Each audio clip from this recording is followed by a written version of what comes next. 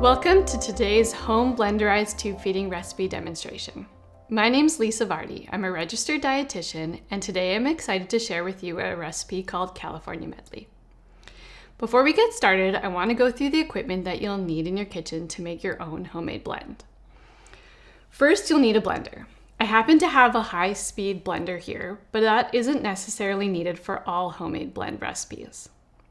Next, you'll need a sieve. I have a fine mesh sieve here, and you likely have something like this in your kitchen already.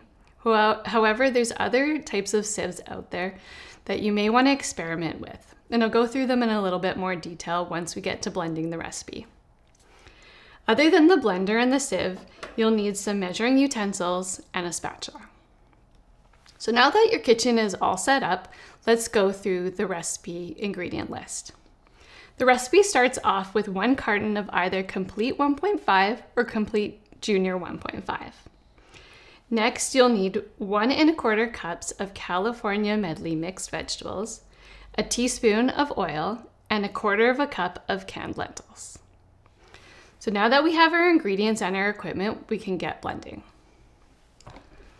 So the first thing I'm going to add into our blender is a carton of the Complete 1.5 or Complete Junior 1.5.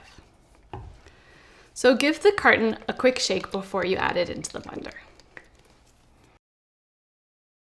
Using formula is a nice base for recipes because it gives you a nutrient-dense liquid to start off the recipe. I also like using formula for clients and dietitians alike who are just starting to get used to making a homemade blend. Certainly you can make a recipe without using a formula as well, if that's something that you choose to do. So now that we have the formula in our blender, we'll add in the mixed veggies. So like I mentioned, we have the California blend right here. It's a mixture of cauliflower, carrots, and broccoli. These veggies are already thawed and ready to go. I like using frozen veggies in a blend because it adds extra fiber, vitamins, and minerals to a recipe.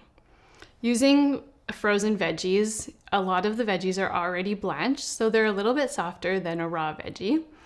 And it's in a quick and easy format, so you can just grab it from your freezer and get started with the recipe.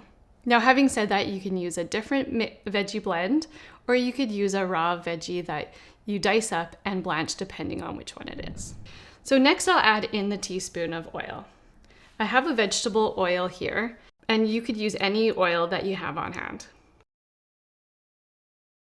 Oil adds quite a bit of calories without adding extra volume to your blend, and you can blend up to about a tablespoon of oil into your blend to make it a little bit more nutrient dense without adding extra volume. And the last thing we have in on our ingredient list is the lentils. So these are canned lentils that are already drained and rinsed.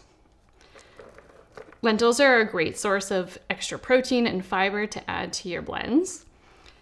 And canned lentils or legumes of any kind are a nice, convenient way to have some extra protein on hand. So if you don't use a whole can, you can certainly keep that in your fridge for a couple of days for a blend later on during the week, or you can put it in your freezer for a future blend. What I would recommend though is making sure that any ingredient that you're putting into the blender for a home blended feed is prepared in a way that you'd be able to eat them orally. So for example, the lentils that are canned are already cooked and they're ready to go. So now that we have all the ingredients in the blender, we can blend it up. So since I have a high-powered blender, I'm going to blend up this recipe for about a minute to about 2 minutes. If you don't have a high-speed blender, I'd recommend blending it a little bit longer, so for about 5 minutes until everything is a smooth consistency.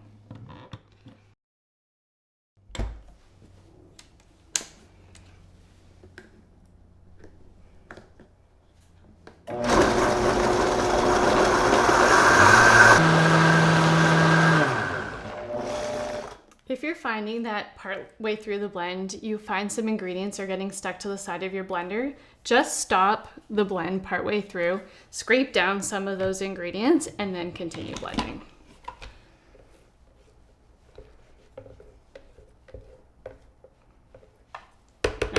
We'll blend it for a little bit longer till we have a smooth consistency.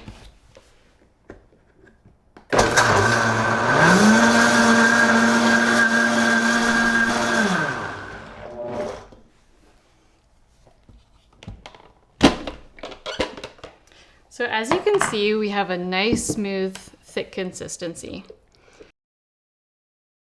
That's a great thickness for somebody who has a larger bore feeding tube, like a size 20 French, and somebody who's using a syringe method to deliver their feeds. So one way to find out if your blend is thin enough to use for a syringe method is to actually take an enteral feeding syringe, draw up some of the formula, and if you find that it's easy enough to draw up, you know that the blend is thin enough to administer.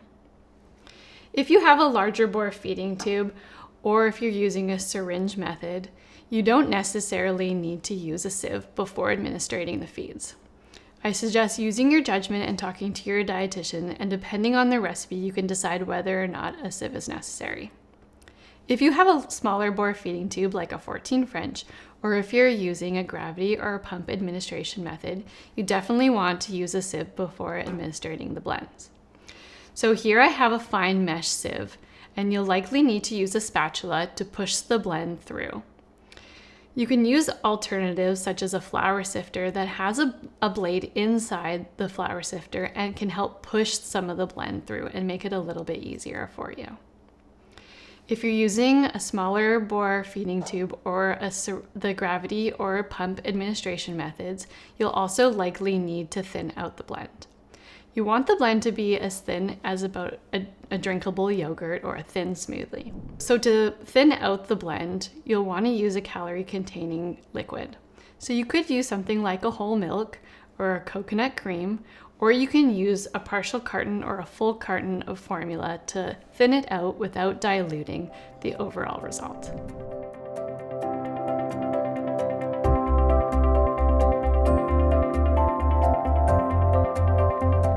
So that's how you make the California Medley recipe. Thank you for joining me today, and I hope you found this recipe demonstration helpful.